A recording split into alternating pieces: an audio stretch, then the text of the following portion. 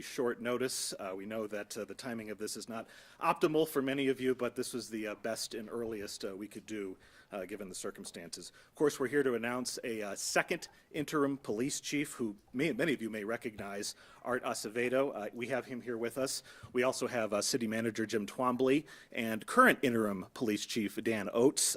They all have remarks to make first, as you can well imagine. And then they'll take your questions. But for now, we'll turn it over to Jim to provide his remarks. Jim? Thank you, Ryan. And again, thanks everyone for being here. I'd like to just start off by saying thank you to Chief Oates, who has filled in so well for us over these past 6 months.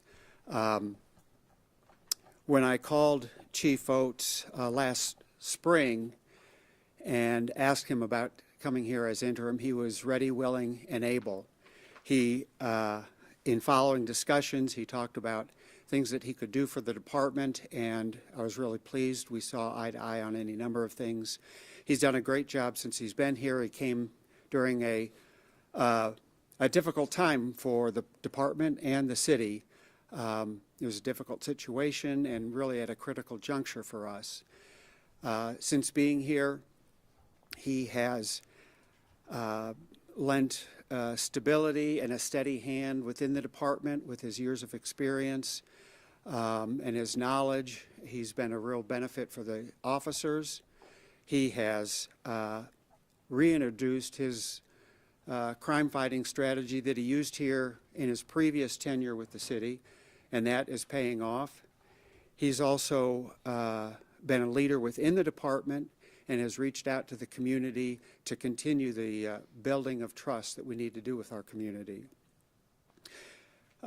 This was a 6-month commitment of Chief Oates, and as you all know, we went through a national search that did not yield a permanent chief for the city, so we knew we needed to go a different direction. And so with Chief Oates' national reputation and network, he was able to help us in that. And so with that, I would like to just turn it over to Chief Oates. Well, Jim, thanks for the kind words. I'm really happy to be standing here today and be able to introduce my good friend, Art Acevedo. Art and I have known each other for 10 years. We're good friends. He has an extraordinary reputation. I've talked to him any number of times over the years about challenges I was facing to get his advice. We've seen each other at conferences. We first met as a part of a State Department delegation to India. 4 of us, 4 police chiefs from America, went to India for the National Police Conference for a week back in, I think, 2013 or so. And I got to know Art well then, and we've stayed in touch ever since. And when our search for a permanent chief fell through, I got to talking to Art about would he possibly be interested. And I'm thrilled to stand here today and be able to introduce him to you. He's an extraordinary leader. He's been in very challenging positions in American policing, and he's very highly thought of among the fraternity of police chiefs who run larger organizations in the country. And so it's a great moment for our city. I know that I can reassure the members of our department that you'll be well led, and that working for Art Acevedo, you're going to have a lot of fun. So with that, I'm very pleased to introduce my friend Art Acevedo as the next interim chief of Aurora. Art? Hi, good evening. My name is Art Acevedo. I'm been selected here as a new interim chief. I just signed an agreement with the city, and I just got to say it's exciting to be here in Aurora because after 35 years of policing, I still love cops. I still love community policing, and I absolutely love crime fighting because they all go hand in hand. Good policing, good community relations, and crime fighting truly go hand in hand. And so to the cops here in Aurora, get ready because I've been out of a police car for over a year now, And I cannot wait to get back in those police cars with y'all, working patrol, checking out dark alleys, going to the hot shots, the calls, and really keeping this community safe. And when Dan, who I gotta tell you is, Dan's a salesman, he really talked to me about this city. But quite honestly, I've been following Aurora for a long time because as a major city police chief for 14 and a half years, and I had the privilege of being the president of the Major City Chiefs Association for 3 years, we pay attention to what's going on because none of us live on an island. And we know that this generation of the American police officer is the best generation of my 35 years, despite the fact that the work to improve, the work to always look for better practices, the work to give them what they need to be successful never ends. We pay attention. And I can tell you that I've got a great deal of respect for the Aurora Police Department. I'll never forget when you had that shooting at that theater. And I'll never forget the heroism. And I'll never forget the presentation that the chief made to us. It spoke as to the heart of a police department, the courage of a police department. And I think it's going to be a privilege for me for the next few months, maybe longer, maybe up to a year, to keep the ball moving. The last thing I want to say to this community is that we've got political leadership here that where other cities are defunding the police. I am really excited about coming to a city where they understand that good policing requires an investment. It requires the proper funding for training, equipment.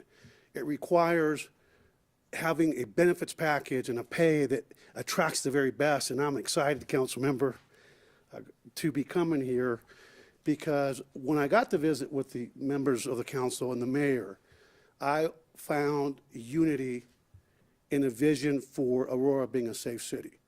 I found unity for Aurora being a city where the cops are the best and are treated like the best. And I found unity in a vision for continuing to bridge and strengthen relationships between all segments of our society and our community and our men and women. So let's get ready. I'll be back. I'm going to be here for a couple of days visiting the officers. I'll be calling members of the community leaders. But I cannot wait till December 5th. I'm getting teased by all my friends and relatives and family at home because they know I cannot wait to strap on that gun belt, put on that badge, because believe it or not, the best days of American policing are today. Despite the criticism, despite the scrutiny, these men and women continue to come to work each and every day. And so we'll see you in a couple of weeks or no, right? Gas up the car, I'll be here. And again, to the one more community, a la comunidad hispana, latina, a los inmigrantes, quiero que sepan que estoy muy orgulloso de estar aquí. Estoy orgulloso de tener la oportunidad de servir a esta comunidad, a todas las comunidades. Y quiero que sepan que este departamento policíaco respeta a la comunidad, respeta la ley y están aquí para protegerlos. No tengan temor, si es testigo, si es víctima, adelante, que aquí estamos para ustedes. And in English, what I said I was taken aback to find out what such a diverse city is that don't fear the men and women of the Aurora Police Department. If you're a victim, if you are a witness, adelante, come forward. We're here for you, and I look forward to serving you. Happy holidays, everybody. We'll see you soon. Thank you. Any questions anybody has? Chief, I mean, this is a community that obviously is in need of some stability. You have the endorsement of a well-respected police chief here. What does it take to go from interim to taking the job full-time and saying, this is my gig and I'm here for the long run? Well, look, first of all, I think for me, the fact that this city was smart enough, they did a search, they weren't happy with their results, and they decided, let's pause. Let's see if someone thinks that this man is out there that can help us and move the ball forward. And I think that, again, organizational development, building trust, crime fighting. It never ends. I mean, it is an ongoing process. For me, I'm going to focus on continuing to build on what Chief Oates has done. Chief Oates has really turned the department, continue to move forward, and we'll see what happens. But my commitment was, 6 to 12 months. I love Colorado, by the way. I mean, first of all, I love policing. It is a privilege, to wear that badge and to go out there and have fun. So we'll take it. This winter, I mean, I'll tell you, it's a little cold. Thank God I'm fat and old. That's helping. And I couldn't find my winter clothes, but that didn't help. So, see, yes. Sí, ¿qué le diría a la comunidad hispana, mayormente aquí en esta zona, que tiene miedo y todavía siente, no tiene unas relaciones muy buenas, ni experiencia? ¿Cuál es su mensaje como hispano? Bueno, para empezar, la comunidad hispana me conoce. Yo creo que a nivel nacional yo soy una voz para el inmigrante, una voz para la comunidad, todas las comunidades. Y quiero que sepan que yo pienso que la comunidad hispana sabe dónde está mi corazón. Me encanta los departamentos policíacos, me encanta el servicio público, pero al fin del día, si eres víctima, no te puedes dejar ser víctima.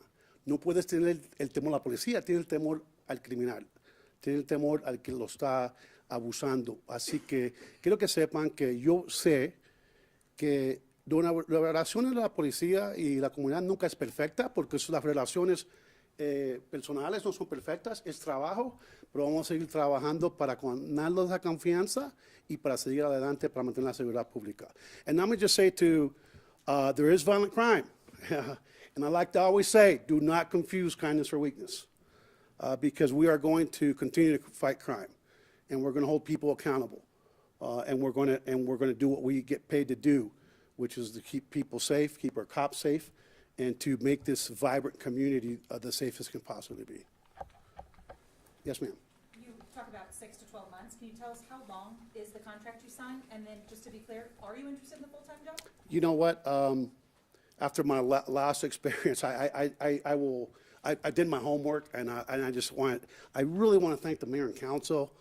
I asked to meet with them. Initially, I was talking about consulting and how can I help you, and leadership and community building, all that stuff. But I enjoy a challenge, and I enjoy community building, and I enjoy crime fighting.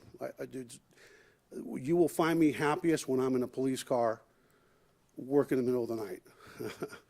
And so we'll see. Yes, ma'am. How do you plan to build community trust with your officers when they know this is just temporary then?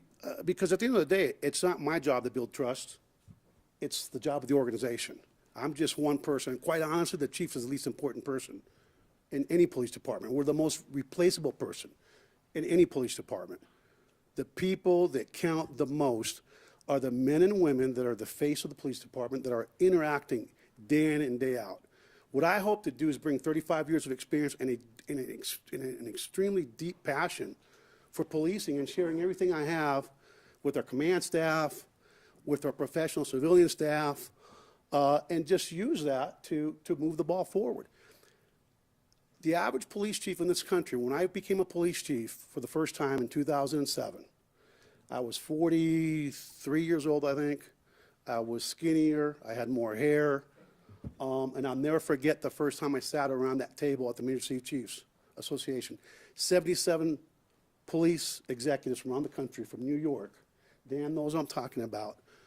And the chiefs used to last 3 to 5 years. And now they're really lasting top end 3 years. And during the last 36 months, what we were experiencing is chiefs were lasting about 18 months. It was shocking to see. Because quite honestly, sometimes people want perfection, and there's no such thing as perfection. Policing is a very dynamic, we have a very dynamic mission where this is how fast officers have to process. And I can tell you that even in the most tragic situations, the officers are not making mistakes of the heart, they're making mistakes of the mind. When, it's not TV, they don't get a second or third take, it's not Hollywood. So it's very challenging. So, again, I'm the least important person on any department I've been, the men and women in the front lines are the most important. They're the ones continues. They're the continuity. They're the backbone. So, but I'll tell you, we're going to have fun. I always tell cops, like, man, if you're not having fun, you're not doing something right. It is the most amazing job to be in that police car. There's no better place. You go 10-8, you answer your calls, you treat people with respect, you chase the bad guys, you do it in a constitutionally appropriate manner, and you're good to go. Yes, sir. Based on what you just said, how it's incidences of the mind and not the heart, in the past, certain chiefs have had difficulties with the unions confronting them about responsibilities and et cetera. Do you have a message for the unions? You know what? One of the things that I hope to do is, as we continue to move forward, is really assess what are our processes, what are our systems in terms of organizational development, in terms of accountability. You know, I've already started asking questions about do we have a disciplinary matrix? So officers know here are the rules. If you violate the rules, you know, let's make well-informed decisions. We have a bail schedule. Sometimes, well, we're going to have a matrix. So everybody's on notice. And then I've asked about education-based discipline. You know, a lot of times what we do in policing is we suspend somebody, but what do you learn from that? That's just punitive. So I really want to look, and I've done this in 2 departments now, to bring in education-based discipline. And then at the end of the day, they have to understand you cannot defend the indefensible. Not everybody needs to be a police officer.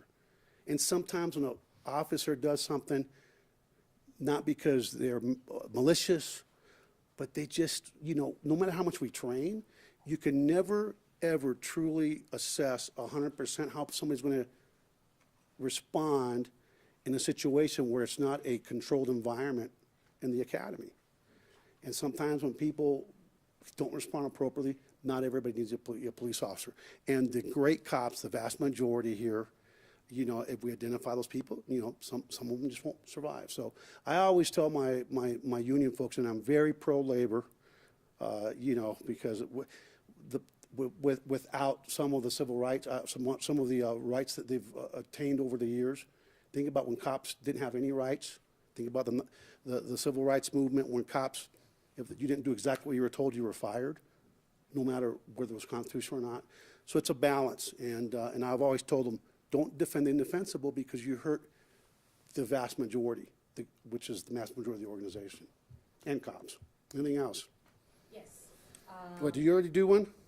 I did. In English or Spanish? I will do it in English. Oh, no, en español, diga. Okay, perfecto. Is this for you, Telemundo, or what? For Univision, yes. Okay, go ahead. ¿Usted conoce el pasado que tiene este departamento con referencia a acusaciones de racismo? Usted como un chief que ha trabajado en Miami, claro, en una ciudad muy diversa y como hispano, ¿cómo planea, cuál es el plan para cambiar esta percepción? Bueno, para empezar, vamos a ver, vamos a estar muy seguros que el racismo no lo vamos a permitir, nunca se va a permitir. Por fin del día, vamos a ver y a ver si es racismo o es falta de entrenamiento, falta de confianza, falta de metiéndonos en la comunidad para ganarnos la confianza. Pero acuérdese, no se dejen con el criminal, no se deje con un oficial, sino un oficial que está actuando de una manera profesional. Al fin del día tenemos que tener esa relación entre nosotros y la comunidad. Pero yo pienso que esta comunidad tiene que saber que no vamos a permitir policías que no están actuando como debe estar actuando. Okay? Anything, sí. El tema de la violencia juvenil, la violencia entre los jóvenes es algo muy grande en este momento. ¿Cuál es su plan para abordar este problema? Bueno, para pensar, tenemos que ser padres y madres. Mi mamá me decía siempre, dime con quién andas y te diré quién eres. Necesitamos que los padres, las mamás, los abuelitos, los tíos, las tías, todos tenemos que mantener el control de nuestros hijos, número 1. Número 2, acabo de venir de una escena donde mataron a un muchacho de 12 años. Fui con el jefe y tenemos que tener todo lo posible para tener programas para la juventud. Y para mí eso está en mi corazón, con la juventud. No podemos esperar que los niños estén en las pandillas, que las pandillas sean la familia. Necesitamos tener oportunidades para los niños. Así que eso es algo que a mí me encanta y quiero que sepan que ahora en diciembre, más o menos antes de las Navidades, quiero tener una reunión con el liderazgo civil de la comunidad comunitaria, con la policía, con algunos de los políticos aquí locales para ver a dónde estamos y a dónde podemos ir. Porque eso es un trabajo que todos tenemos que doler cuando una persona joven pierde la vida. Yes, sir. City of Aurora and Police Department are under a consent decree, which I'm sure you've reviewed. Yep. What are your reflections on the reforms contained within that, and are there any others you'd like to pursue? Well, look, let me just say, one of the things that excites me is that I've actually led a department that was completely investigated. And so I see this consent decree as an opportunity to help provide our officers with the process of the systems, the equipment, the training, everything they need. A lot of times, folks don't understand that it actually forces communities to invest in good policing. And so what I hope to do, actually, I'm going to meet with the monitor today and tomorrow. We're going to have some meetings to see where we're at and to continue moving forward. So I think that we should be excited that it is a tremendous opportunity to take a department. Let me just say real clear to everybody, this is not a broken department. This is a department like every other department, a work in progress, that we always have to do better. I'll never forget LAPD back in the day. I grew up in LA. They thought they had arrived. They thought they could learn nothing else. And you remember what happened. They did this. Organizational culture development is ongoing. And we have to continue to always understand that we have to be looking on how we do things better. So I can't wait to help them do that. It's gonna be fun. And by the end of the day, look, the community has to play a role too, right? And so the upcoming months will be fun. It's gonna be a lot of fun. Yes, ma'am. Just kind of following up on that, you know, to continue pushing the reform that's been kind of a focus over the last few years, how do you plan to do that when, you know, not everybody, even in city leadership here in Aurora, supports reforming the police? Well, look, I think I'm not quite agree with that. I think that as I met with the council members like one or two at a time, everybody wants the department to be the best it can be. And I think the way that we, as a leadership group, get everybody to have a shared vision is constant engagement and communication. We cannot be in silos. You know, I can't have my political leadership here in the upcoming months not know what we've got going on. We've got to engage them.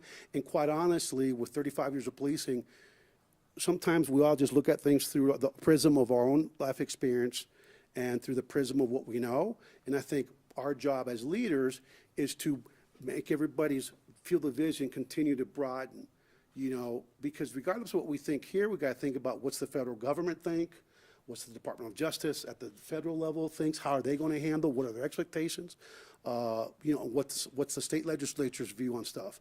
It is really a global view of the world that you have to take, and my job as a police chief is to really continue to engage all stakeholders, the cops, the police officers internally, the leadership team internally, you know, our leadership in terms of the political leadership. And we have to engage, by the way, the legislature. You know, we have to understand that every level of government plays a role. We are all interconnected, and we all have to work together to have, I think, a shared vision of where we want to end up. But I think everybody's goal is to make the department the best it can possibly be. Everybody's goal from everybody I've met, and I've talked to every single member of council, is to make sure that the department is doing everything it can to combat violent crime, property crime, the victimization of the people of Aurora. And I think that at the end of the day, what we want to see is a police department that is great at crime fighting and is respectful of the rule of law, the Constitution, and obviously the requirements that we have as a professional peace officer took an oath of office. And well, there's a couple more because it's been really a long. By the way, I did pass my exam. Just so you all know, I studied 2 days, and thank you to the Aurora Police Department that kept throwing questions, the academy. If you can get this old dinosaur to pass in 2 days, that speaks volumes as to the ability of our academy to train our cops. So that gives me great hope. Yes, ma'am. Are there specific reforms you think the department could benefit from? You know what? I think that it's too soon to say, but I can tell you this, that we will never, as long as we're together as a team, we will always be looking for best practices. We will always be looking to see how can we make, I can tell you right now, I want to work on internally providing a real-time crime center for our cops. You know, real-time crime centers really brings in a lot of information and provides a tactical, immediate information for our cops to be able to go out and catch those violent criminals. So there's a, you know, we can walk, chew gum at the same time. We can build relationships with the community and actually fight crime at the same time. Actually, those two go very much hand in hand. So last one, because I've got to go meet my monitor pretty soon here. I just wanted to see, we saw you out at the vigil earlier Yeah. today. Can you talk about why do that even before, you know, you're really introduced? Well, you know, look, when Chief Oates was kind enough to tell me about, I really believe that first impressions are lasting impressions. They're hard to change, and relationships matter. I don't know anything about the 12-year-old victim, but that's a child of God, and a mother gave birth to that child, and when that young man died at 12 years old, we should all care about that. And I just went there to pay my respects. Didn't say a word, but I just felt it would have been in poor taste for me to be here at 5:30, knowing that at 4, we were, our city, our community, our cops, our leadership cadre that were there, our city team that were there with clergy and a family member, it would have been a very poor taste for me not to be there to let them know that that life mattered. Because if it doesn't matter to all of us, we'll never have the Aurora of tomorrow that we all want. And it's time for us to all come together. So thank you all very much. Muchas gracias.